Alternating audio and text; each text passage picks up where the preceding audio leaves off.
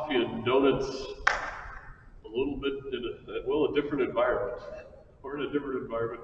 We're here in the church, actually, and it seems different. This is Jason. I don't know how many of you know Jason Swagger. So Jason has been, what have you been doing for us even during this time with masses and things? The video to help out with the technology, the audio to help get the mass out. Yes, very good. So Jason's been a huge help, and he's been doing that, the technology here in the parish for years, actually. It's been a huge help to us in the office and in the church building itself. I'm getting Wi-Fi in here, right? And all kinds of things. You don't even have the faintest idea of all the things that he's done behind the scenes. So we're very grateful to Jason. And he just videotaped the Mass. Also, he just recorded the Spanish Mass this morning.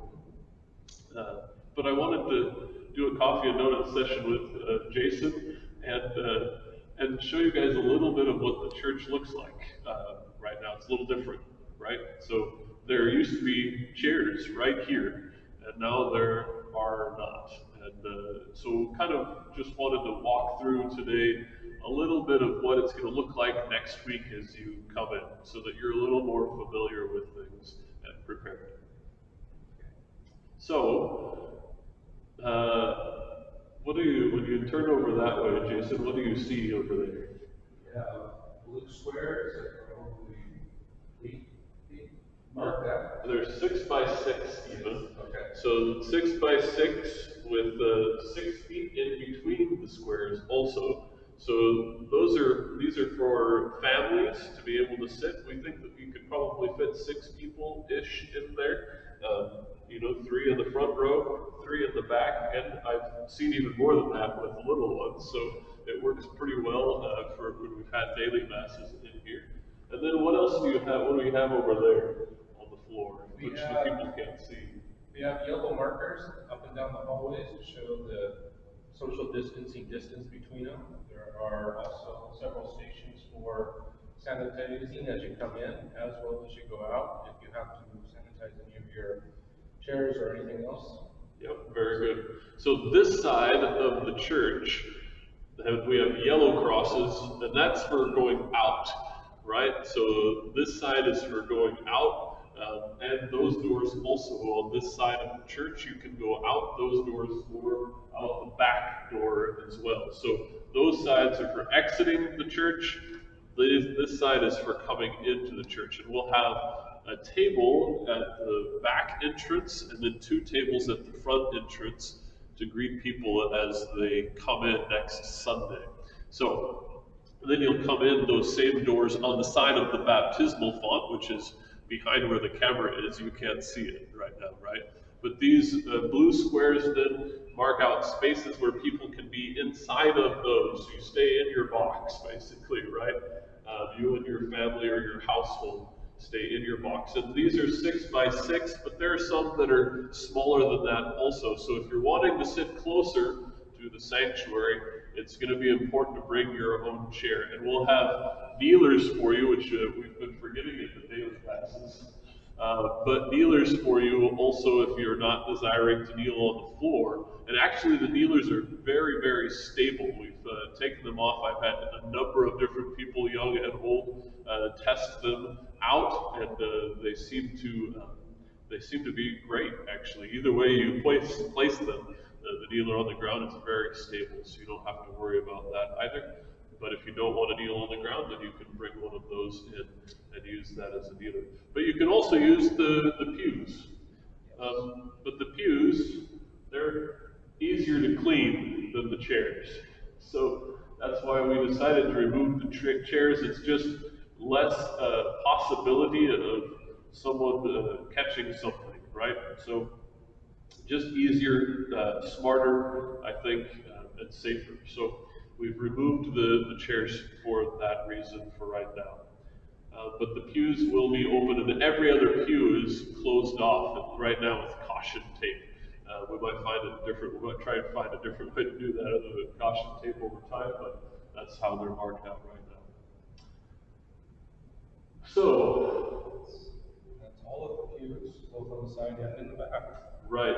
So all of the pews here on this side and the back are singled off, and then the section where the choir usually is at, actually no one can be in that whole section over there because Mary, our cantor, choir director, will be in that back corner. She has to be 30 feet away from anybody that she's when she's singing. So she's a long way off in the corner, where she will be a long way off in the corner. So this is how we're going to maintain that social distance. Just wanted to give people sort of a feel for things. And you can tell Jason and I are able to tell how far apart we need to stand and stay also, because we can see where the lines are. So very good. I don't know if my head's come up right now in the video. Am I standing too close? Just tap the back corner, you'll get inside. Very good. My head's back again, I guess. That's perfect. So we have a coffee and donut session, again without coffee and donuts. That's just the way that it needs to be, because we don't eat and drink inside the church, right? It's still sacred space. We don't treat it as other spaces. It's very interesting. I was having a conversation recently with a friend of mine, and they were talking about that, bringing coffee into their, what they call their worship space, right, in the church that they go to. But it's just different. That's people, Catholics don't do that. In fact, I was saying to this friend of mine, I said, yeah, we usually notice when we have visitors if somebody is bringing coffee into the church, we're like, yeah, that person probably doesn't know. Yeah. But just gently let them know that this is a sacred place, and it is. And we look forward to seeing you back here also. I guess one last thing, just to briefly touch upon the isolation. Of course, I'm out of isolation, so that's very nice. Yeah, thanks be to God. No, I tested negative with the coronavirus, and the seminarians I kind of sent home. So I gave them the option at the very beginning, because they had very limited contact with me, just overnight basically, is one day I met with a person, had close contact with a person who had the virus. The next morning, their family member, super early in the morning, thanks be to God, came in and said, hey, listen, this person's tested positive, and so you probably need to get tested. They didn't even say that, but just wanted to let me know. And so that's what started all of that self-isolation and waiting for the test results. One of the seminarians, I gave them the option, though, to go home and self-isolate with their families. And one of them chose to do that. Mark chose to do that, and Joseph didn't want to put his dad at risk either. So made sure that he was staying in the rectory with me. But then Mark, when he found out that I was negative, he said, "You want me to come back right away?" And I said, "No, just spend a couple of days. It's 4th of July weekend, spend some time with your family."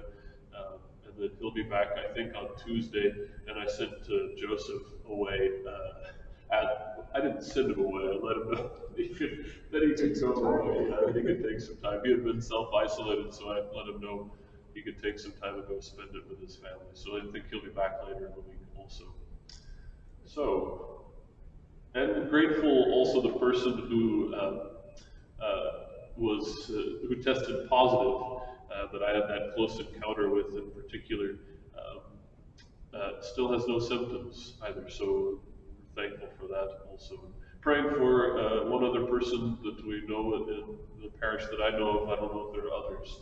I don't know if you know if there's anybody else. Yeah. There's one other person that I do know that has the virus, and they have some symptoms, not very severe, it doesn't seem.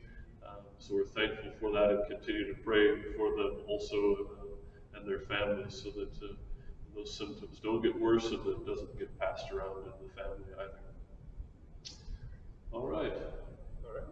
Have any questions? Anything that seems like they should know, Jason, that you can think of? They're going to be a little bit of a surprise as they walk in. They Big see the place. space. It is. It's a huge empty space. Yeah.